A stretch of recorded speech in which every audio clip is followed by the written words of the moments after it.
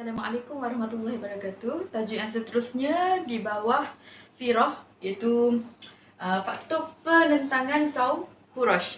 Apa faktor yang menyebabkan kaum Quraisy ni menentang dakwah Rasulullah, dan juga cara kaum Quraisy menyekat dakwah Rasulullah. Okey, Ustazah akan huraikan yang ni dulu, lepas tu baru Ustazah masuk yang ni.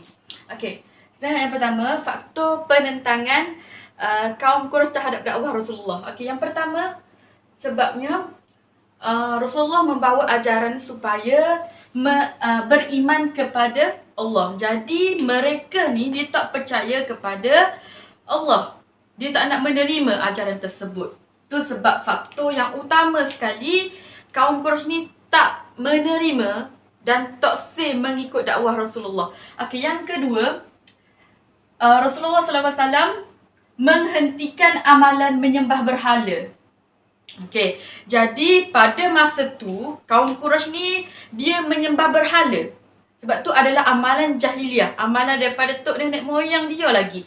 Jadi dia hanya menganggap berhala tu adalah Tuhan mereka.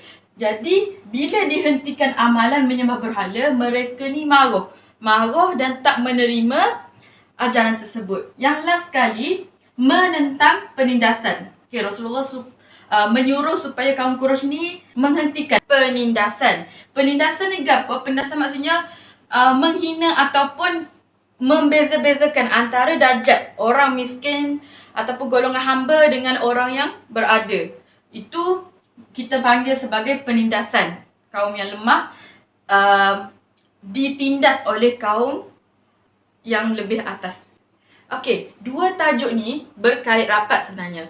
Okey, ini adalah faktor penentangan kaum Quraisy terhadap dakwah Rasulullah, dan yang ini adalah cara kaum Quraisy menyekat dakwah Rasulullah. Okey, kita tengok kan.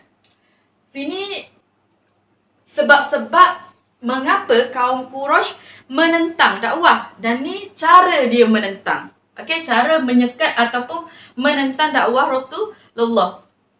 Sebab sini ini gapo dia buat. Okey, kita tengok yang pertama. Cara yang pertama ialah menyeksa golongan hamba. Ini kaum Quraisy yang buat.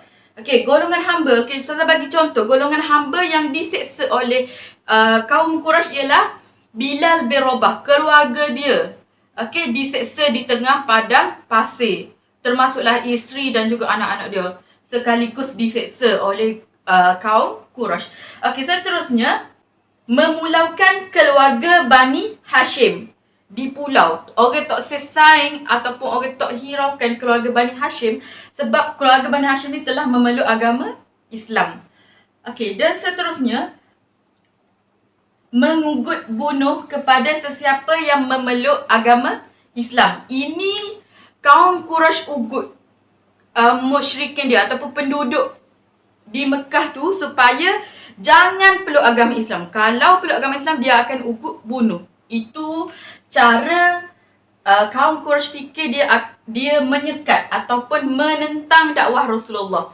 Okey, dua ni sedang berkait rapat. Jadi saya harap kamu boleh faham dan ingat faktor penentangan dan juga cara macam mana kaum Quraisy tu menentang dakwah Rasulullah. Itu sahaja untuk hari ini. Assalamualaikum warahmatullahi wabarakatuh. Sekian, terima kasih.